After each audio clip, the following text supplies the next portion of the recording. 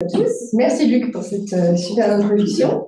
Et donc, en effet, cet après-midi, je vais vous parler de mes résultats d'une première partie du projet sur lequel j'ai travaillé en postdoctorat, donc sur le projet BILO, en collaboration donc avec le CEF, le CRBE, la station expérimentale à Monlis et aussi EcoSol, l'IMR INRAE. Alors, pour commencer, le sol est un composant essentiel des écosystèmes, voire même un écosystème à lui tout seul. On ne va pas rentrer dans le débat cet après-midi, mais c'est vraiment une composante essentielle, notamment parce qu'il supporte tout un tas d'habitats et aussi il héberge de très nombreux organismes vivants. On estime à peu près à 1,5 tonnes de biomasse par hectare. Et parmi ces différentes espèces, on trouve près de 50% qui ont une partie ou tout leur cycle dans le sol. Donc là, vous avez, d'après une récente étude, la répartition en fonction des différents groupes taxonomiques de leur part de présence dans le sol. Donc finalement, on voit que tout un tas d'organismes dépendent plus ou moins directement du sol. Ce sol, donc avec sa composante biodiversité, sa composante biotique, permet est le cœur finalement de plein de cycles différents, notamment du cycle des nutriments. Donc la biodiversité participe à l'ensemble de ces cycles, et notamment des cycles de régulation, même de l'eau, de plusieurs aspects. Et il peut aussi influencer des échanges gazeux au niveau de l'atmosphère, et donc aussi plus largement des aspects climatiques. Donc là, c'est l'exemple de pas mal de bactéries qui ont des rôles différents dans les cycles de nutriments, dans les cycles de l'azote, du méthane, etc. Donc avec la production, des fois de la fixation, soit de méthane, soit de l'azote, enfin de N2O. Donc finalement, le sol et cette biodiversité participent au fonctionnement des écosystèmes, qu'ils soient naturels, semi-naturels ou cultivés. Et ils peuvent participer d'une certaine façon à limiter ou contribuer au changement climatique. Là, quand je dis changement climatique, je parle vraiment de façon très large sur tout ce qui implique des cycles, et notamment les émissions de gaz à effet de serre. Mais du coup, ce sol et cette biodiversité sont aussi soumis à tout un tas de menaces qu'on connaît maintenant, qui sont assez détaillées dans les aspects de déclin de la biodiversité, notamment l'intensité de gestion et l'artificialisation des sols. Donc là, c'est par exemple des réseaux d'interaction entre plusieurs groupes d'organismes en fonction du type d'écosystème, donc parcelles cultivées, prairies ou forêts, et on voit des différences dans la structure de ces réseaux, avec des réseaux plus simplifiés ou drivés par certains groupes dans les systèmes agricoles. Alors, ils sont évidemment ils peuvent jouer un rôle dans le changement climatique pour le réguler, mais ils sont aussi influencés par ce changement climatique avec l'augmentation de l'intensité de la fréquence des événements climatiques extrêmes. Par exemple, la sécheresse. Donc là, c'est une étude qui portait sur les nématodes. On voit que l'augmentation des conditions de sécheresse entraîne un changement dans la composition des communautés de nématodes. Donc là, notamment entre les bactérivores, les phytoparasites, etc. Donc en fait, ça modèle également la répartition fonctionnelle de différents groupes d'organismes. Et donc dans le cadre du projet BILO, l'ambition de ce projet, c'est d'étudier finalement les relations entre biodiversité du sol et fonctionnement de différents écosystèmes, notamment des écosystèmes de la région Occitanie. Donc c'est un projet qui s'inscrit dans un défi clé biodivoque, donc vraiment à l'échelle régionale, et en considérant différentes conditions d'humidité du sol, donc avec l'entrée quand même sécheresse ou inondation. Vous allez voir juste après. Donc dans ce projet, il y a 3 parties qui sont définies. La première, c'est vraiment d'essayer de comprendre un peu plus les relations entre diversité de plusieurs groupes d'organismes du sol, spatialement, concrètement, et aussi de voir cette relation entre diversité des organismes du sol et fonctionnement des écosystèmes. Donc, pareil, au travers de différentes fonctions qui ont été mesurées de façon directe ou indirecte. Et il y a un aspect un peu plus conceptuel qui est de comment on intègre et quelles métriques on intègre de la biodiversité dans des modèles biogéochimiques, donc des modèles qui vont prédire des flux de N2O, par exemple. Il y a beaucoup de paramètres abiotiques qui sont entrés, mais comment et est-ce que c'est intéressant d'intégrer des paramètres biotiques de diversité des espèces, etc. Donc là, ce que je vais vous présenter cet après-midi, ça se concentre sur cette première partie de relation entre diversité et diversité. Et donc, les hypothèses associées, c'était que les organismes du sol que je vais vous présenter sont corrélés positivement, c'est-à-dire qu'on s'attend à ce qu'ils soient à peu près soumis aux mêmes effets dans différents types d'écosystèmes, et en fonction aussi donc de est-ce que c'est des écosystèmes type agroécosystèmes ou des systèmes plutôt naturels ou semi-naturels, mais aussi que la condition hydrique du sol, elle va jouer un rôle, elle va influencer cette diversité, cette composition des différents groupes d'organismes, notamment en peut-être limitant certaines interactions. Et donc, du coup, ça, c'est les résultats d'un premier article qui lui est en préparation. Donc là, je vous présente le contexte global de l'étude. Donc, en fait, pour les sites, on a des sites très contrastés dans la région Occitanie. Donc, Oradé, dans le Gers, et La Valette sont des sites agricoles. Ensuite, Bernadou, c'est une tourbière. Confluent, on connaît Confluent ici, donc c'est une ripisylve. Et Pochamon, c'est une forêt méditerranéenne. Donc, un site atelier, voilà, des sites ateliers qui sont plus ou moins des sites suivis sur le long terme pour tout un tas de métriques. Voilà. Donc, finalement, dans ces différents sites, j'ai classé les deux agroécosystèmes, avec La Valette où on a une condition qui est, il y a des parcelles qui sont irriguées et labourées, et d'autres qui sont sans irrigation et pas en agriculture de conservation des sols. Donc, en fait, au niveau donc on a le niveau type d'écosystème, agriculture ou semi-naturel. Et dans chaque site, donc, il y a des zones qui ont été définies comme des sites, des zones plutôt sèches ou des zones plus humides. Donc, pour rentrer dans les critères, on va en discuter plus tard. Et donc, sur chacun de ces petits points, ont été échantillonnés différents groupes taxonomiques de biodiversité du sol. Donc, vers de terre, plantes avec les racines, nématodes et bactéries champignons via métabarcodine. Également, donc, il y a eu des suivis de gaz, donc N2O, CO2, CH4. Des analyses de métriques de fonction via Biofunctool. Donc ça, c'est un protocole qui est assez standardisé, qui permet de mesurer pas mal de choses dans le sol. Mais je ne vais pas trop rentrer dans le détail de ces aspects-là aujourd'hui. Et les caractéristiques de sol, donc assez classiques, taux de carbone, azote, etc. Donc là, l'idée, c'est vraiment d'essayer de voir s'il existait des patterns, enfin des relations entre ces différents groupes d'organismes et au travers de leur diversité.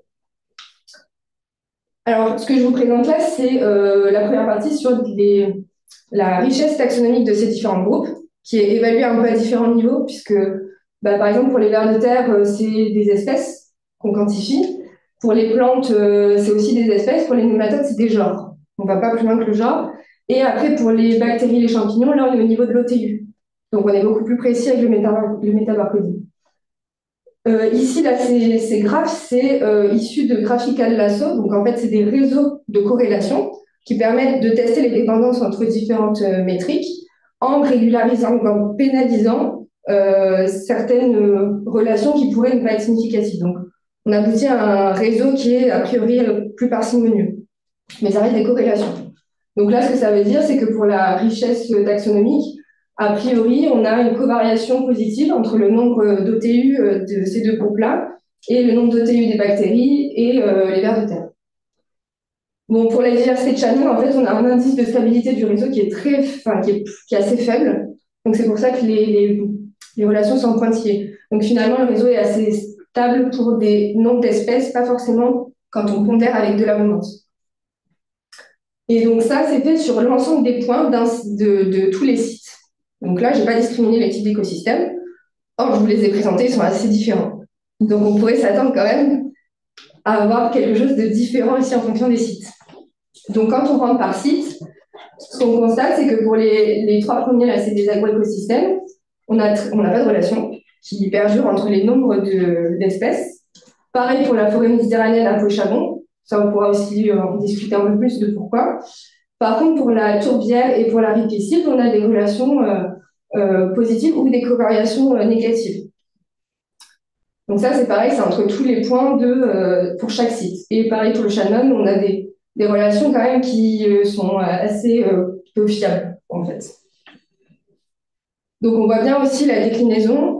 Déjà, quand on s'intéresse par site, c'est pas du tout la même chose. Si on regarde maintenant, donc là, j'ai confondu tous les points, mais si on regarde l'effet de l'humidité du sol localement, ce qu'on constate sur la richesse taxonomique, c'est que, par exemple, quand on regarde la tourbière, donc c'est les petits carrés là, les conditions sèches, elles diminuent globalement les nombres d'espèces pour chaque groupe taxonomique. Alors, en sachant que la tourbière, c'est une zone quand même humide, et donc c'est forcément aussi des espèces qui sont plus ou moins adaptées, donc peut-être un panel d'espèces plus réduit, adapté à ces conditions très spécifiques. Si on regarde la zone ripisylve, là, ce qu'on constate, c'est qu'au contraire, les zones plus sèches de la ripisylve favorisent la richesse taxonomique des nématodes et des vers de terre. Alors ça, on peut l'expliquer par le fait que la faune du sol, finalement, le stress hydrique, c'est plutôt l'inondation dans ce cas-là, parce que la ripisylve, il y a vraiment une zone qui est inondée assez fréquemment et une zone qui est un peu moins inondée. Donc finalement, la zone un peu moins inondée, qui est plus sèche, elle favorise davantage d'espèces. Et enfin, un point, c'est que, par exemple, pour tout ce qui est plantes et champignons, on voit qu'il n'y a pas forcément d'effet notable de l'humidité du sol, notamment pour des écosystèmes qui sont forestiers, c'est-à-dire ripisylve et la forêt méditerranéenne. Donc là, on peut se poser aussi des questions sur la nature même de ces espèces. Est-ce qu'il existe des interactions qui stabilisent un peu ces espèces? Ce qu'on constate aussi, c'est que l'effet de l'humidité du sol, elle a un effet sur la richesse taxonomique, mais elle a un effet sur la composition même des communautés. Donc, c'est-à-dire l'identité des espèces qu'on retrouve dans chaque groupe. Et donc là, je vous ai pris un petit exemple sur la ripisylve. Donc là, sur les plantes, ce qu'on constate, c'est qu'on peut aller jusqu'à faire un peu des tests pour voir quelles espèces sont plus ou moins associées avec telles conditions. Et donc là, ce qu'on constate, c'est qu'en milieu plutôt humide, on a ces deux espèces qui sont associées, donc le sol et ça, c'est la baldingère. Et par exemple, en conditions sèches, on a davantage de frênes associés. Donc on peut aller aussi jusqu'à ce critère-là. Donc ça, c'est vraiment d'un point de vue du nombre d'espèces, les effets du type d'écosystème et de l'humidité locale. Un peu plus poussé, on s'est intéressé à comment spatialement les communautés elles varient et est-ce qu'elles covarient dans le même sens. Donc, c'est-à-dire en utilisant finalement des indicateurs de bêta-diversité. Donc ici, c'est pareil, c'est un graphical lasso, donc c'est des corrélations. Donc finalement, ici, ce que ça veut dire, c'est que pour tous les sites confondus, les communautés de champignons entre deux endroits qui sont très dissimilaires, donc c'est pas les mêmes communautés de champignons, en fait, on va retrouver que c'est pas du tout les mêmes communautés de bactéries non plus. C'est ça que ça veut dire.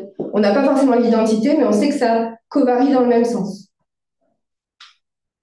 Et donc là, on s'est intéressé à ça dans chaque site.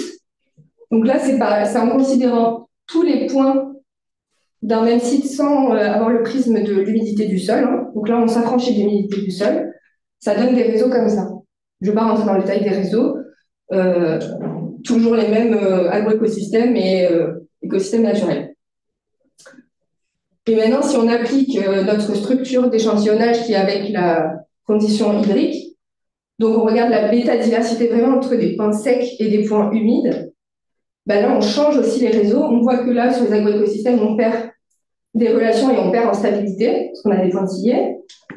Mais aussi, on en perd en cas certaines associations dans les habitats naturels.